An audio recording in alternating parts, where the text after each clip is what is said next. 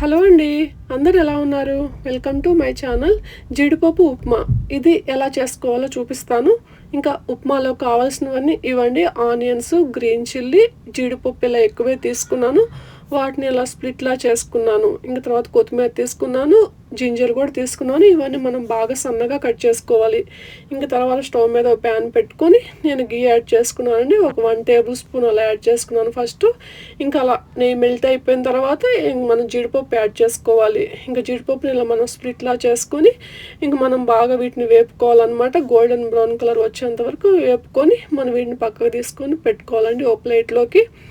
ఇది జీడిపప్పు ఉప్మా కదండి. నేను ఓన్లీ నెయ్యితోనే చేసుకుంటున్నాను ఈ ఉప్మాని. ఇంక అందుకని నెయ్యి తీసుకున్నాను అనమాట.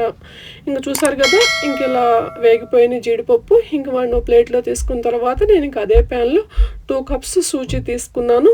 సూజీని కూడా మనం ఇలా ఉప్మా చేసుకునే ముందు ఇలా కొంచెం మనం నెయ్యిలో వేపుకుంటే చాలా బాగుంటుంది టేస్ట్. ఇంక నేను అందుకని ఇలా వేపుకున్నాను.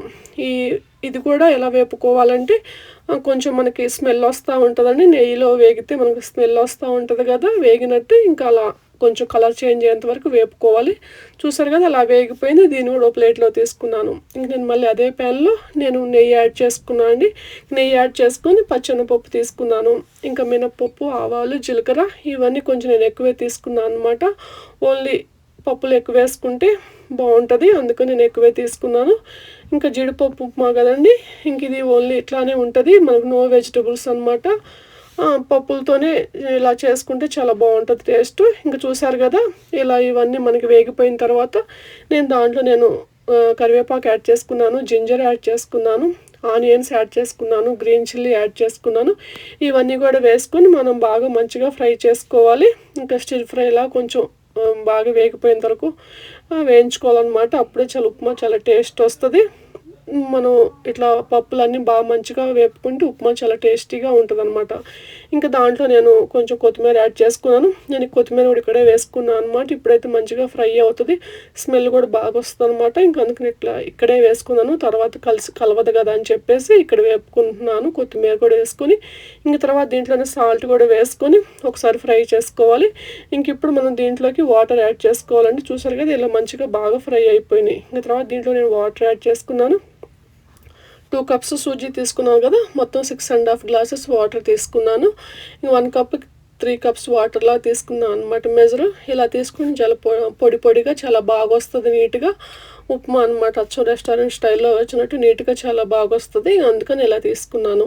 ఇంక ఇవన్నీ మనం మొత్తం వాటర్ యాడ్ చేసుకున్న తర్వాత ఇంక మనం సాల్ట్ కూడా ఇక్కడే వేసుకోవాలి. ఇక్కడే వేసుకొని మనం చెక్ చేసుకోవాలన్నమాట, సాల్ట్ సరిపోయిందా లేదా అని చెప్పేసి. ఇక్కడే ఒకేసారి చూసుకొని ఇంకా సాల్ట్ యాడ్ చేసుకొని ఇంక దీన్ని మనం బాయిల్ అయ్యేంత వరకు వదిలేయాలన్నమాట. మంచి ఇంక బాయిల్ అయిన తర్వాత ఇంక మనం దీంట్లోకి ఇంకా సూజీ యాడ్ చేసుకోవాలి. చూసారు కదా, ఇంక ఇలా మొత్తం నేను సాల్ట్ అవన్నీ చెక్ చేసుకొని ఇంక ఇలా వదిలేసాను అనమాట.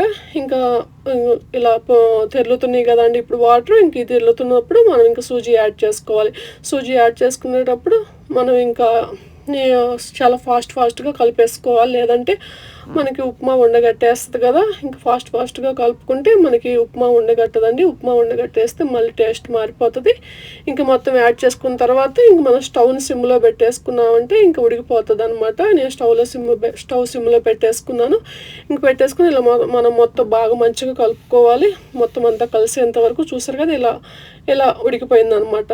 ఇంక తర్వాత నేను ఇప్పుడు జీడిపప్పు యాడ్ చేసుకుంటున్నాను.